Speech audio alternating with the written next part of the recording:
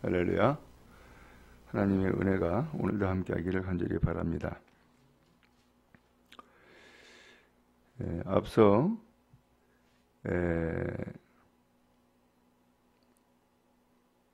이 다리오 왕이 이제 조서를 내리죠. 왜냐하면은 지금 이 성전 재건하는 것이 누구의 명령이냐, 그 다음에 책임자가 누구냐 라고 하는 것을 물어봤어요. 그랬더니 이제 대답하기를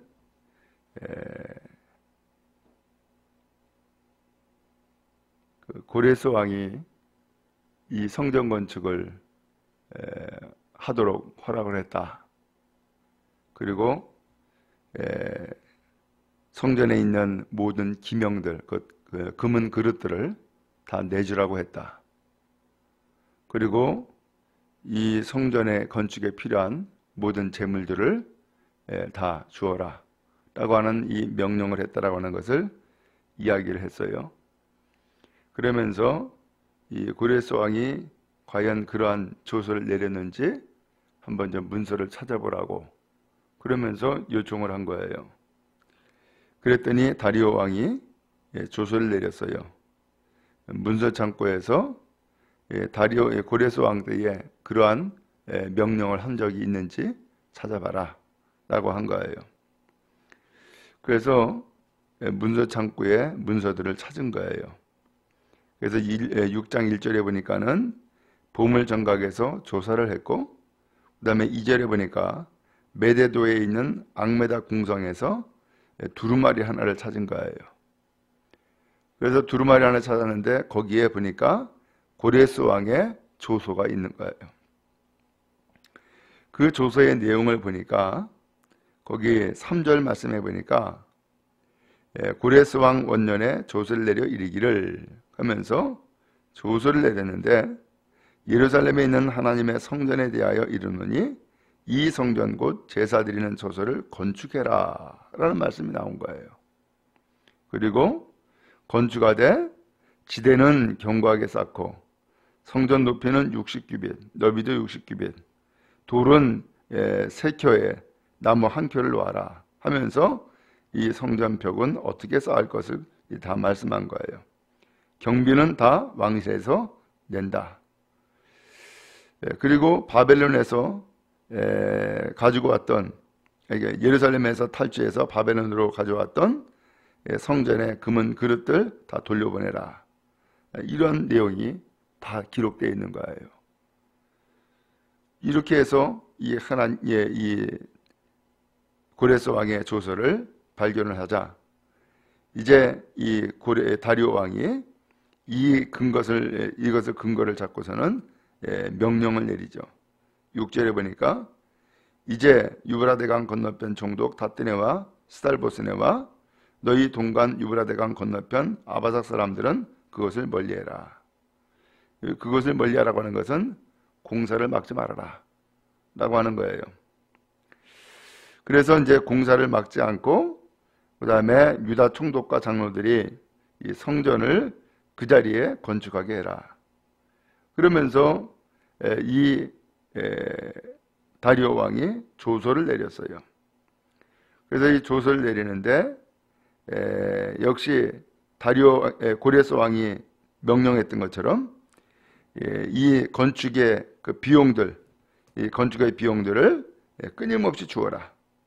그래서 이 공사가 중단되지 않도록 필요한 경비를 다 대줘라 라고 하는 것이었고, 또 9절에 보니까는 이 제사장들이 필요로 하는 번제, 수송아지, 순양, 그 다음에 어린 양, 밀, 소금, 포도주, 기름, 이것을 제사장의 요구대로 날마다 주라는 거예요. 그렇게 해서 하나님 앞에 제물을 바치고 그 다음에 왕과 왕자들의 생명을 위해서 기도하게 해라. 결국은 하나님 앞에서 이렇게 제물을 드리고 기도하는 것이 능력이 있다라고 하는 것을 깨달아 알게 된 거죠. 그 다음에 또 11절에 보니까는 명령을 내리기를 누구를 막론하고 이 명령을 변조하면 그 집의 들보를 빼내겠다. 그리고 그를 그 위에 매달겠다 라고 하는 거예요. 사형하겠다는 거죠. 처형하겠다는 거죠. 자, 이렇게 해서 강력한 조소가 다시금 또 반포가 된 거예요. 참 놀라운 일이죠.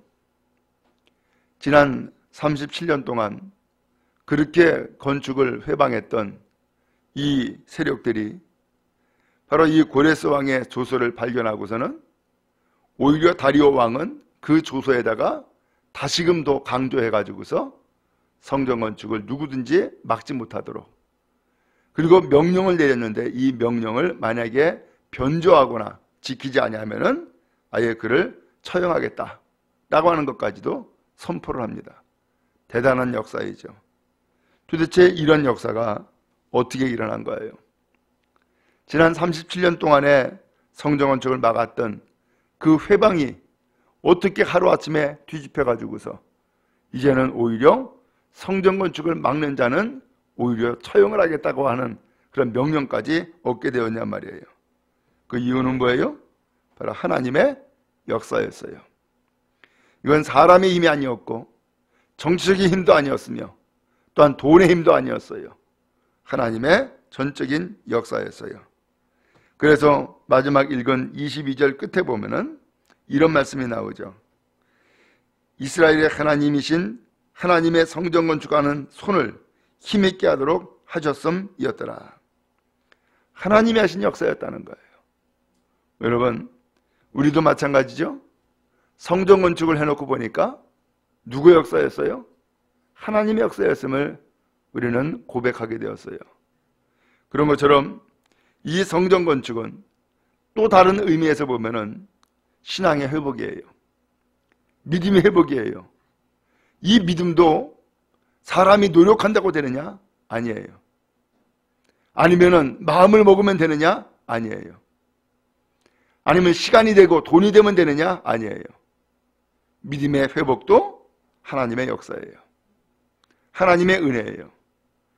오늘 여러분에게 이러한 체험이 있기 바라고 이것을 증언하는 하나님의 백성 되기를 주님의 이름으로 축원합니다. 만약에 내가 마음 먹었더니 되더라, 그것은 자기 자랑이에요. 인간의 업적이 되어져요. 그런데 내가 마음 먹은 것도 아니고 하나님께서 역사하시더라 라고 하는 것을 우리가 증언할 수 있기 바라고 또 이것을 고백할 수 있기를 간절히 바랍니다. 자, 그 다음에 또 두 번째 내용은 이제 이 성전 건축을 마쳤어요. 먼저 13절 말씀해 보니까는 다리오 왕의 조서가 내려지니까 유브라데강 건너편 총독 닷든의 살보스네 그 다음에 그들의 동관들이 신속히 준행하니라. 이들은 앞서 어떤 사람이었어요? 그 회방한 사람들입니다. 이 건축을 회방하고 37년 동안이나 질질 끌어왔던 사람입니다. 근데 이 사람들이 다리오 왕의 조서가 내려지니까는 오히려 신속하게 준행하는 사람이 되어버렸어요. 완전히 사람이 뒤바뀌어 버린 거죠. 이 도대체 어떻게 된 거예요? 이들은 분명히 성전 건축을 회방한 사람들이었고 고소고발한 사람들이었는데 오히려 성전 건축을 신속하게 준행하도록 만들었어요. 또 14절에 보니까 유다 사람의 장로들, 그 다음에 선지자 학교와 그 다음에 스가랴, 이들의 권면을 따라서 성전 건축하는 일이 형통하게 되어지더라는 거예요. 지금 이제 그동안에 멀리했던 사람들 혹은 이 성전 건축을 회방했던 사람들, 그리고 또한 그들이 함께 더욱더 힘을 합하여 이 성전 건축을 다 할 수 없었던 사람들, 이 사람들이 전부 다 돕는 사람이 되어버렸어요. 여러분, 우리의 신앙도 이렇게 되길 바랍니다. 그래서 오늘 우리의 신앙을 그동안에는 협조하지 않고 오히려 회방했고 오히려 걸림돌이 되었단다면 이제는 이 신앙생활 하는 데에 오히려 돕는 사람 되어지고 협조하는 사람 되어지고, 그리고 더 나아가서 이 성전 건축을 형통하게 이뤄나가는 귀한 사람이 되어지기를 간절히 바랍니다. 이미 말씀을 드렸죠. 건물로서의 성전 건축은 다 완성을 했지만은 이제 이래에 우리에게 필요한 것은 마음으로서의 성전 건축, 몸으로서의 성전 건축이 필요한 시점이 되었다라고 했어요. 근데 이러한 성전 건축을 하는 데에 그러면 다 돕느냐? 아니요. 그렇지 않습니다. 어떻게 보면 돕는 것이 아니라 회방할 수가 있습니다. 그런데 이러한 사람이 변화가 된 거예요. 달라진 거예요. 이제는 협조자가 되었고 형통하게 준행하는 사람이 된 거예요. 도대체 어떻게 된 거예요? 마지막 22절에 나오는 말씀 마찬가지예요. 하나님께서 이 건축을 힘있게 하도록 하셨다라고 했어요. 하나님께서. 오늘 그러므로 하나님은 이 성전을 온전히 이루기 위해서 우리의 마음조차도, 우리의 생각조차도 바꿔놓으신 거죠. 우리에게 이러한 역사가 있기를 주님의 이름으로 축원합니다. 그래서 오늘 우리가 정말로 신앙생활 하는 데에 나도 은혜 받기 원하고 나도 도움 받기 원한다 그러면은 도우세요. 그리고 지지하세요. 그리고 은혜를 나누세요. 그리고 감사하고요. 그래서 신앙생활을 더욱더 형통하게 이뤄나가는 은혜가 우리에게 있기를 간절히 바랍니다. 그래서 15절 말씀해 보니까는 다리오 왕 제6년 아달월 3일에 성전 일을 끝냈다라고 했습니다. 43년 만에 완성시킨 거예요. 처음에 기초를 놓을 때부터 해가지고서 그동안에 37년 동안 건축이 중단됐고 회방되었죠. 43년 만에 완성이 된 거예요. 43년이면은 이 강산이 우리나라로 변하면 4배 변한 거예요. 43년이면은 어떻게 보면은 우리의 일생이 다 이 성전 건축 중단으로 다 쓰여지고 만 거예요. 기가 막힌 일이죠. 근데 어쨌든 간에 43년 만에 이렇게 성전이 완성이 되니까 얼마나 감격스럽고 얼마나 놀라운 일이 되겠어요. 여러분, 우리에게 이러한 감동과 기쁨, 은혜가 넘치기를 간절히 바랍니다.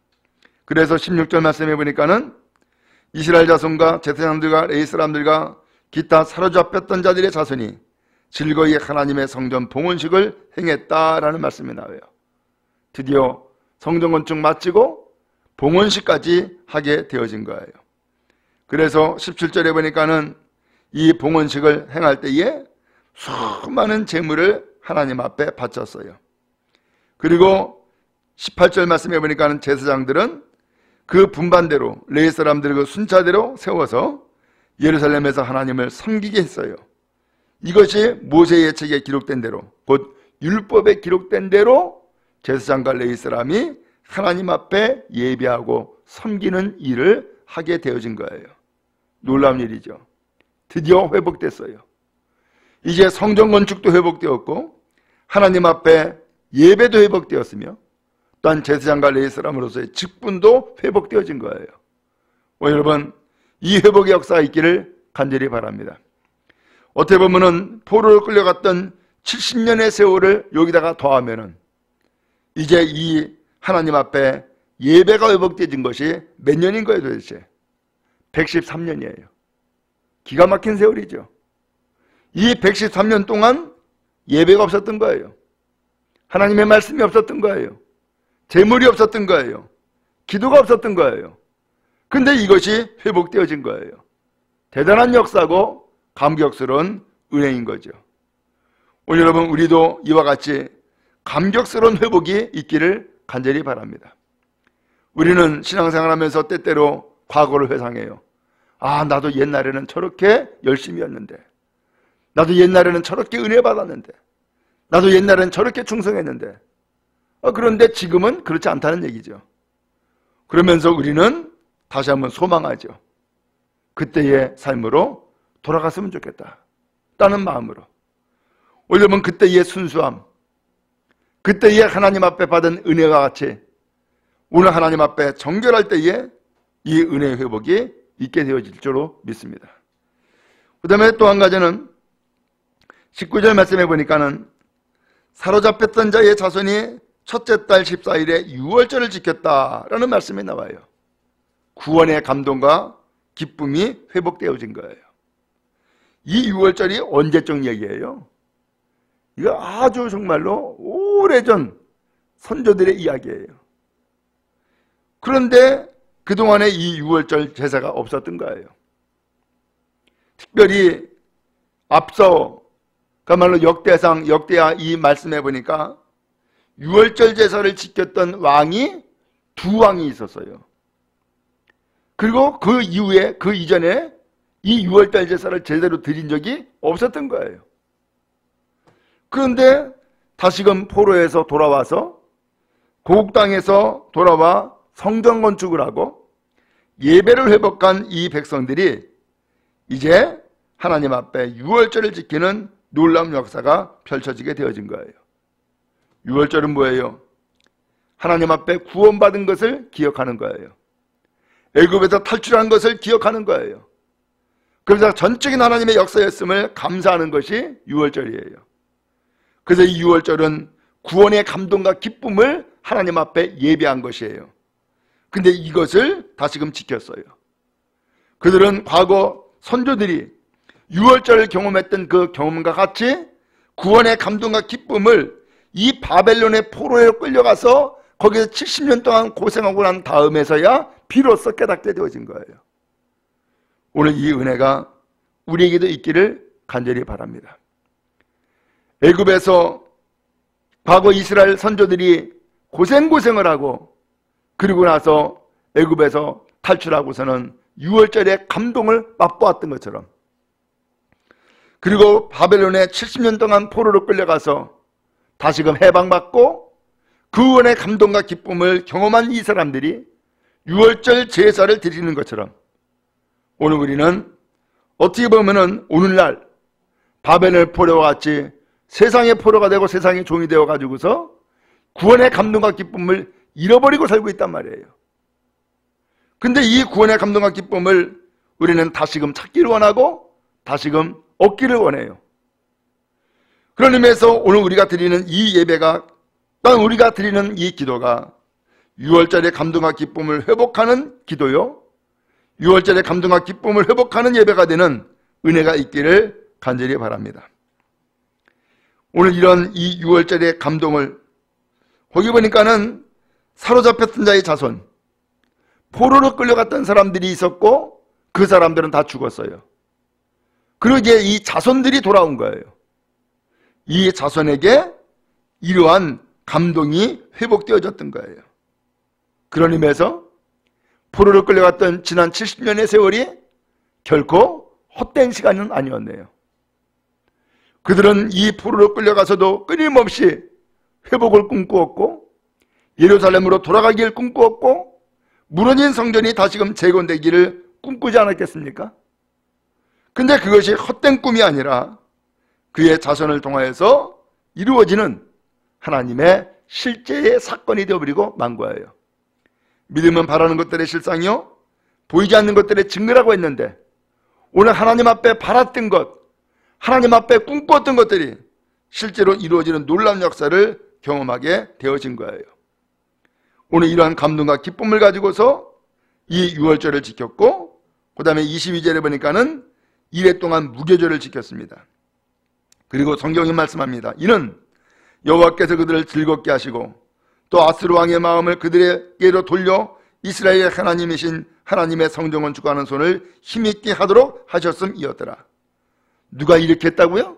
하나님이 즐거운 마음을 주시도록, 하나님이 그 아스루 왕의 마음을 그들에게 돌이키도록, 그리고 하나님께서 이 성전 건축하는 손을 힘있게 하도록 하나님께서 그렇게 역사하셨다는 거예요. 결국 이 많은 사건들, 이 많은 일들은 결국 누가 행한 거예요? 하나님이 하셨더라는 거예요. 여러분, 우리도 이런 고백이 있기를 간절히 바랍니다. 그래서 내가 했습니다, 그것은 다 빠져버리고 내가 한 것이 아니라 하나님이 그렇게 역사하셨습니다, 고백하기 바라고, 그러한 고백을 통한 감동과 기쁨이 여러분 모두에게 임하기를 간절히 바랍니다.